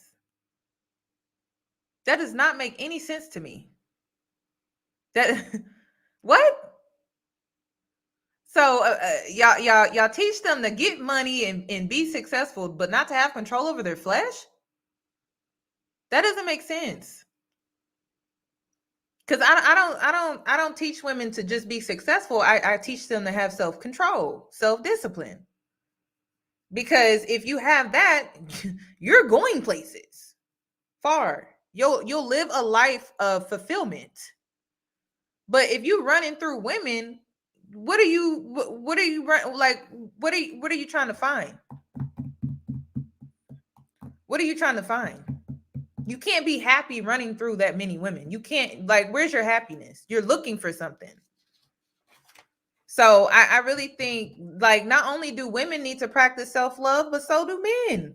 You out here spreading yourself thin like that. That doesn't make any sense. And then some of y'all spread yourselves thin so much to the point where you get mad about child support.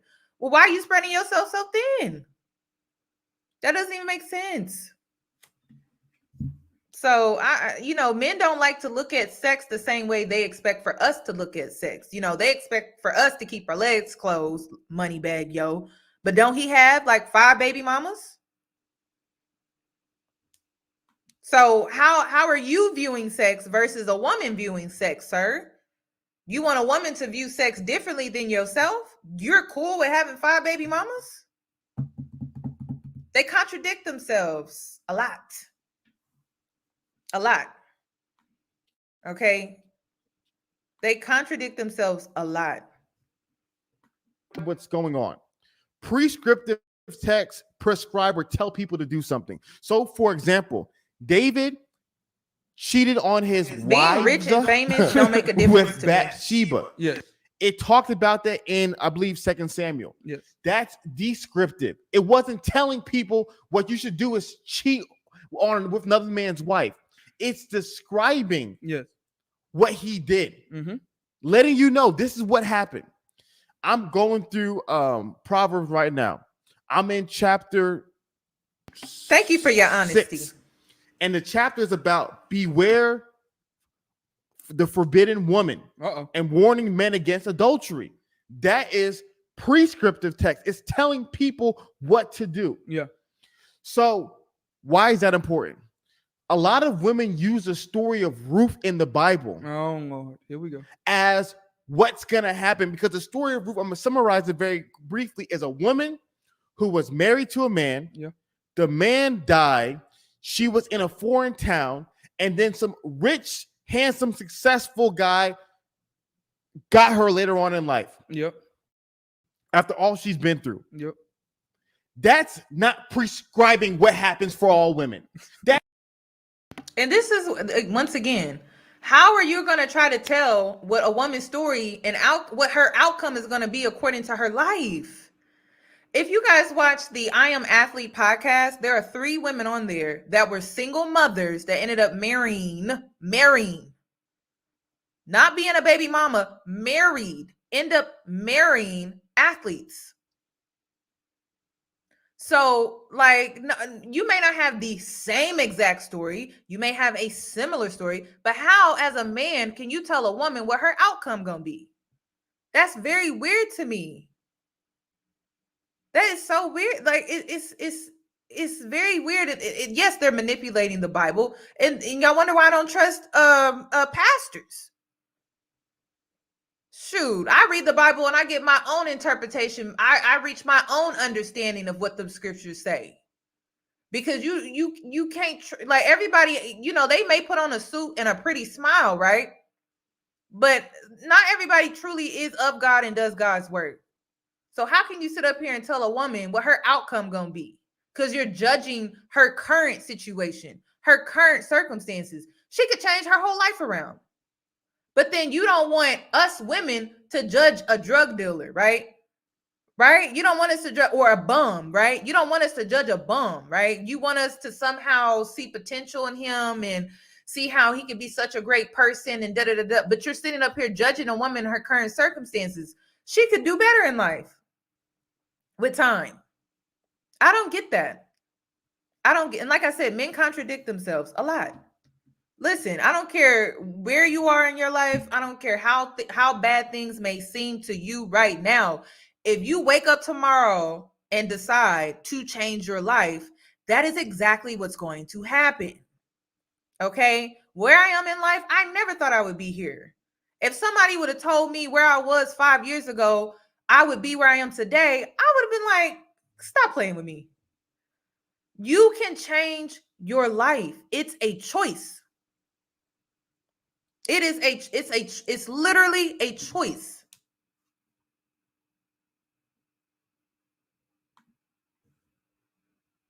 I've actually talked to several athletes in my lifetime. Remember, I was a fat girl. I was fat. Athletes are sliding in my DMs all the time. So it's possible. I'm not going to sit here and tell them that they not. I was fat, remember?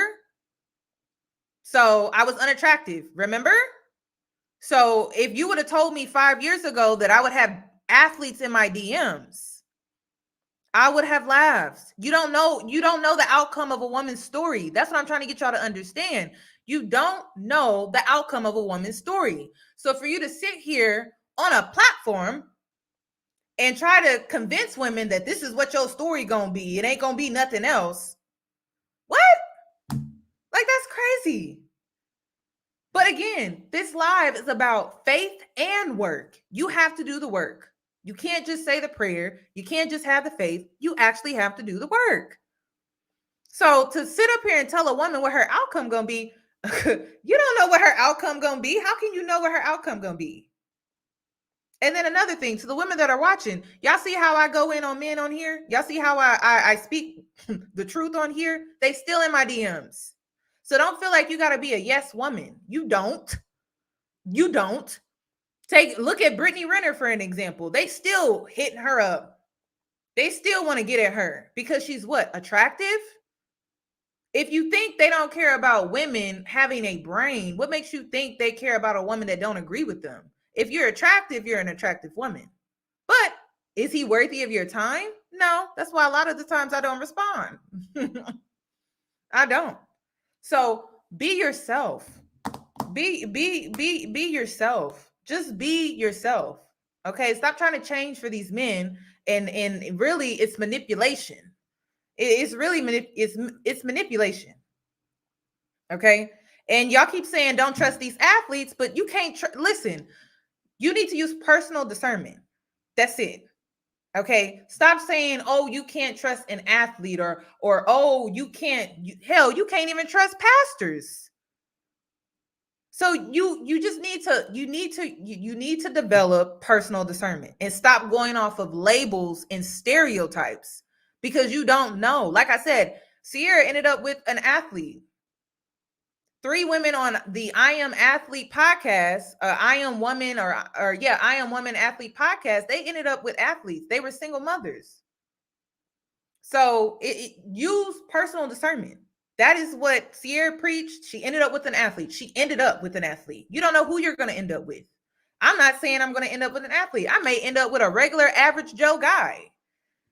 So use discernment. It's not about labels and it's not about titles. It's really nice. Use discernment and pick the best guy that fits the job. Like that's it.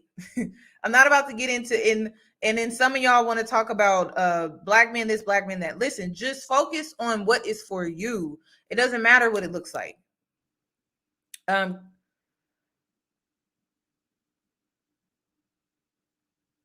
You can play the odds.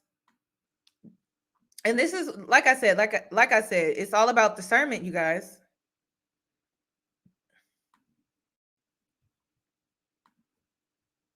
That's describing what happened to a woman. Yeah. So this is describing what happened to a person in history. It's not saying every woman is going to experience that. So the logic from the story of Ruth, the way people interpret it is, I go through my journey, my trials, my tribulation, whatever it may be. And at the end of my journey, there's a man that God has prepared for me. Yeah. Man. As damaged as I am, as many kids as I have, as much as I weigh, as much of not give you buck energy I got, as much as I've been in and up and down them streets walking, there is a man that God has prepared for me, and he's perfect, just the way I like him. And before you react, I want to give a preface to that point, or what's it, epilogue to that to that point. And it's not saying that there isn't a man that you can. I believe there's hope for everybody, but it's not this fairy tale perfect character that you've conjured up in your mind.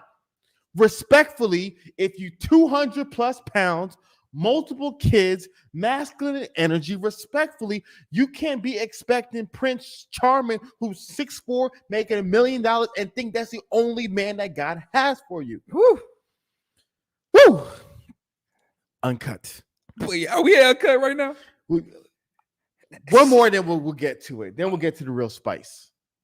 You have said that perfectly and beautifully. And I want to just really give you your flowers for that. Because that's exactly. Listen, I want y'all to know, okay, you as a woman, you got to learn how to weed through manipulation. Okay.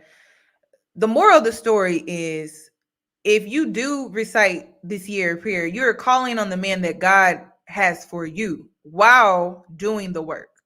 So that means if God ordained him to be your man, you can trust it. That's first and foremost. But let me tell you guys what this segment is about. These are average men, okay, trying to get those Instagram baddies that they see on Instagram to go for men that are average like them, because they take issue with that. They want the hottest girl, right? They want the hottest girl. That's what this whole segment is about. Okay, they're not talking to women like me. They're literally talking to those Instagram baddie women that they want, that they wish they could have, right? While being average. That is what this is about. Y'all have to learn how to weed through these men and how they love to try to manipulate. They're not talking about a woman of my substance. They're talking about these Instagram baddies that literally, Blue Jazz, I think that's her name. They literally date men for survival. Like, that's what they do. They date men for survival. So they're talking to those women. They're not talking to women that are looking like a Ciara that's looking to truly level up her life and change her life around. They're wanting to somehow get those women that they want while still being average. That's what this is about. So all of this so-called preaching and trying to cover it up like they telling a word, they're not. I'm sorry, they're really not, and it's actually embarrassing. It's like they're desperately begging for Instagram baddies. Please accept me as average. Listen, those women, they date certain men for survival. It's their full-time job, so they're never gonna go for you being average with your finances. They're just not. And see, that's the issue that I take with men. It's like they focus on those women and they have expectations that they place on them. And it's just like those expectations don't match the woman that you're trying to attract, because she's never going to be the type of woman that you want. Maybe in looks, but not with her mindset. So let it go. They don't want you. Either meet their standards, okay, get your money up, or leave them alone. There are some women that are just like, I'm never gonna date a man that they're just gonna be some women out here that are like that. So let them be, though. Why are you trying to convince them that they need to get an average Joe like you? Their mindset is just about survival. So they date men for survival. It is what it is. What needs to be said. And I think that what we can do is, as far as like people that, try to follow God and are in the Bible, they definitely put themselves in these characters, and especially if it's something where you can relate to the brokenness, or you can relate to going through a traumatic experience, or relate to a relationship that has ended whatever way it has ended, and it left you by yourself, it left you alone. But here comes the Savior, in this man that is beautiful, that is tall, can take care of you, that can feed you, that can do all, can give you this life that you feel like you deserve. And every single woman that has been in the church and knows that story, and that and they put themselves in root position, and it's like, what, no matter, come, God said come as you are. And I should be able to come as I am to these men today. Yeah. Especially if they call themselves believers. Yeah. Especially if they call themselves Christians. You should be able to see the good in me through all the stuff that I would say is imperfection. You should still see my heart and how God sees me, because that's how God views me. Therefore, you should take the good and the bad. I shouldn't have to change. That is the problem with these women nowadays. Yeah. And so I'm gonna give a little accountability for the men, and then we'll have the real conversation on Uncut on Patreon. The myth of relationships nowadays is this idea of I am me. Yes. As long as I am me, I'm living my authentic self. Yes. I shouldn't change for nobody. I don't have to change for anybody. And I don't have to change for anybody. I am me. And just the way I am, yes, I should get just what I want. They love to twist and turn, don't they? They love to twist and turn and flip. That is not what we preach. Okay, so let me correct him. You got two men up here with no woman in the room. I would never speak for women. Very strange. I'm a part of a podcast here in Houston, and I made it known that if we were going to talk about certain things pertain to men, that we needed two male voices. So I got 2 male voices. Because only men can speak for themselves. I can't speak for a man. So it's very weird that we have 2 men here speaking for women. It's very strange to me. But I will say this. Being yourself, yes, you need to be yourself, but that does not mean that there isn't room for improvement. I don't care. You can level up, change your whole life around. You can become Ciara, right? And still want to make improvements with your life. So it's at every level you should want to be better, do better, become better at every level.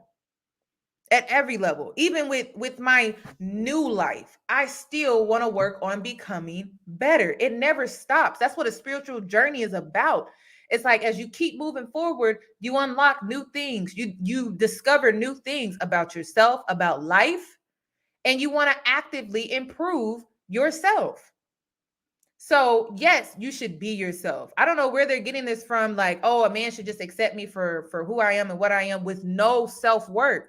That is not what she's preaching. And like I said, if they would have watched the Angie Martinez interview that she did like back in 2019 when she was doing her promotion run regarding her album, she talked about all the self-work that she did before she met Russell Wilson. So I don't know. Like I said, this is very strange. These are Christian men. These are the men that we are supposed to choose from. And it's depressing. That's why I said, don't be going to no gym for no man, sis. You need to be loving yourself enough to show up and go to the gym or go outside and exercise for yourself, because these men will disappoint you.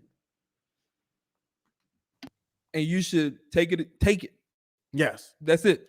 Yes. So it's the idea, just the way I am, Mm-hmm. I deserve just what I want, not what I need. Yes. What I want. So the myth for men is I should be able to be any guy and get the hottest chick. The typical, I always use the story like Fairly Odd Parents, Timmy Turner, whatever it is, TV show. There's a guy who's a lowly, nerdy, not very physically. Listen, black women, I told y'all, listen, being homophobic hurts you. It hurts you. I don't care if you're joking. Okay, these men, they have feelings, and a lot of them have extremely large egos. The more you make fun of a man for being gay or homosexual, even if it's just a joke, even if you're just trying to get back at them, be spiteful, whatever, it hurts you. Okay, when these men don't feel comfortable to be who they are, it hurts you, sis.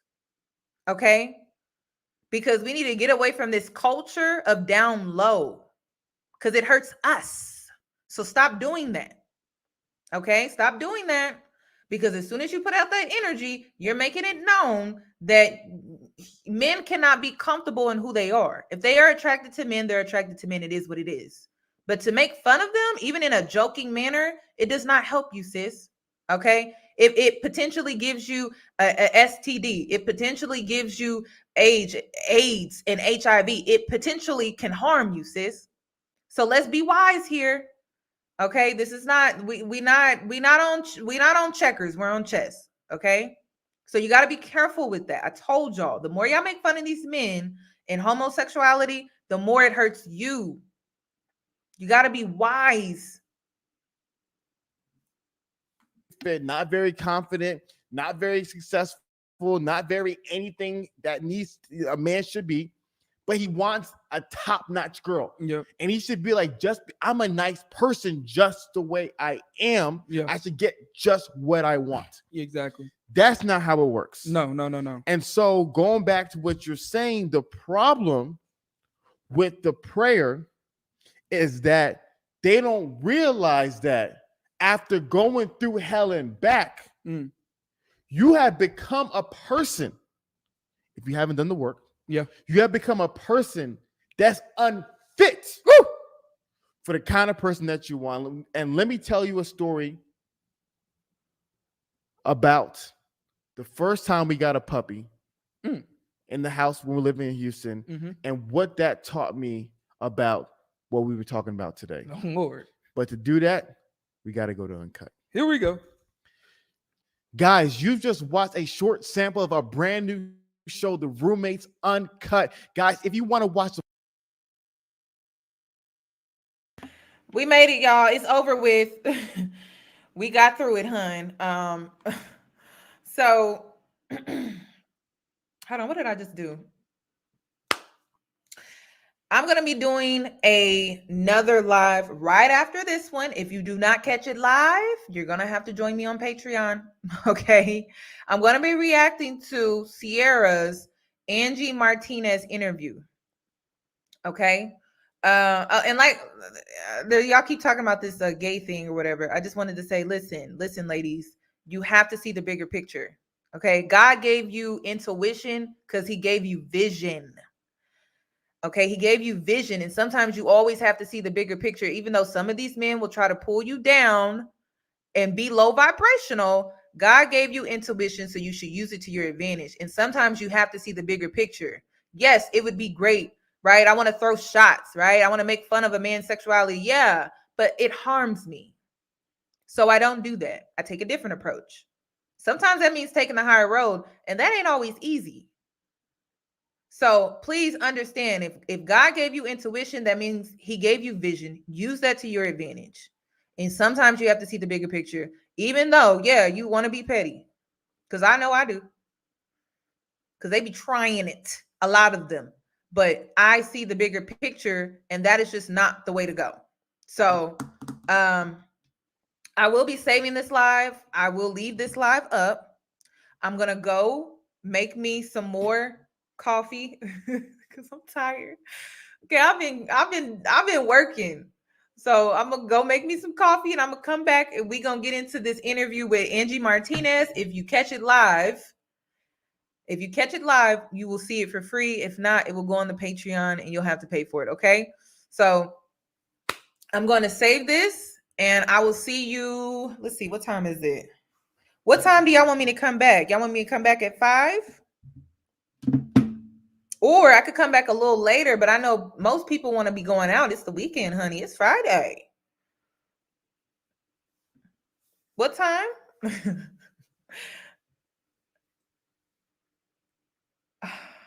Let's see. Ooh. And please, before you guys leave, 6. Okay, so I could do 6. Before you guys leave, please give this video a thumbs up. Yeah, I was thinking about coming back in like 30 minutes. Honestly.